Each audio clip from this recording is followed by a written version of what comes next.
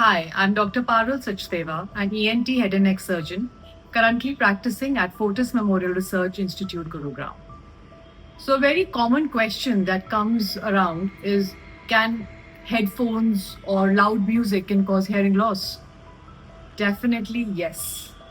Any sound at a certain level from a certain distance can give you complete deafness. मतलब आप कान में ऊंची आवाज सुनने की वजह से बहरे हो सकते हैं. सो आजकल हम कॉमनली देख रहे हैं सबके कानों में या तो ईयरफोन्स होते हैं या हेडफोन्स लगे होते हैं, and everybody is continuously listening either to music, podcast और something with the other going on. Is that helpful? Is it useful? And is it harmful for your ears? बिल्कुल.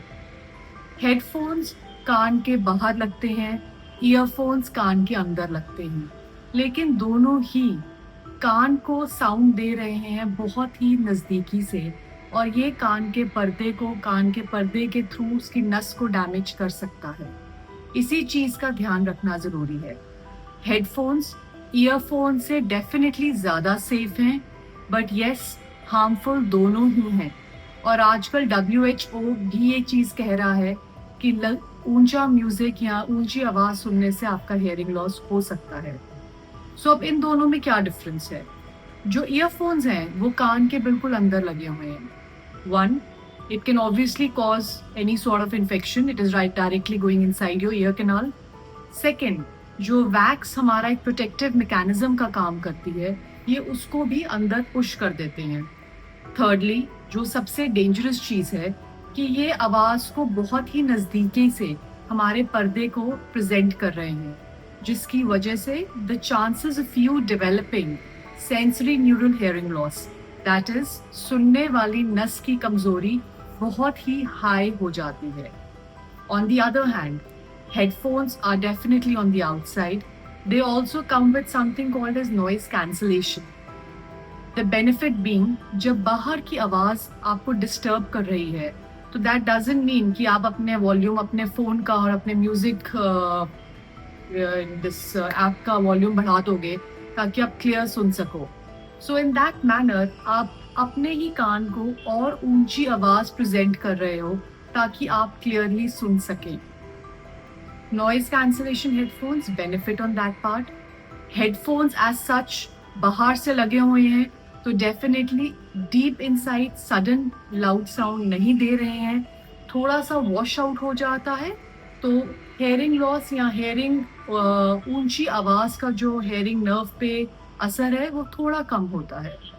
But ideally as an ENT surgeon अगर आप मुझसे पूछेंगे तो मैं सबको यही सलाह देती हूँ कि प्लीज़ जितना हो सके उतना अवॉइड करिए. अगर आप स्पीकर पे बात कर सकते हैं या स्पीकर पे अपनी कॉल्स ले सकते हैं तो हेडफोन्स एंड ईयरफोन्स मत पहनो.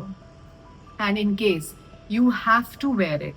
So there is something called as a 60-60 rule. What does that mean? So you should listen to 60% of the maximum volume for less than 60 minutes continuously in a day. मतलब कि जो maximum volume है उसके 60% volume पे आप सुनेंगे और less than 60 minute की कंटिन्यूस ड्यूरेशन में आप अपने हेडफोन्स या ईयरफोन्स को यूज़ कर सकते हैं. अगर आपको कभी भी लगे कि मेरे कान में सडनली एक रिंगिंग सी साउंड आ रही है, एक कान में भारीपन होने लग गया है, मुझे सुन नहीं रहा या कान नम हो गया है, तो उसको इग्नोर नहीं करना है. इमीडिएटली अपने ENT सर्जन को मिलना बहुत ज़रूरी है. So you have to understand कि there is something called as a temporary shift and there is something called as a permanent shift in your hearing. So जब तक वो उस temporary phase में है, हम शायद उसको reverse कर पाएँ medicines के साथ. But अगर एक complete hearing loss हो गया, तो आपकी सुनने की क्षमता खत्म है.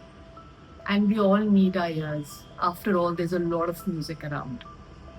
So thanks for listening to me and hope you all listen properly.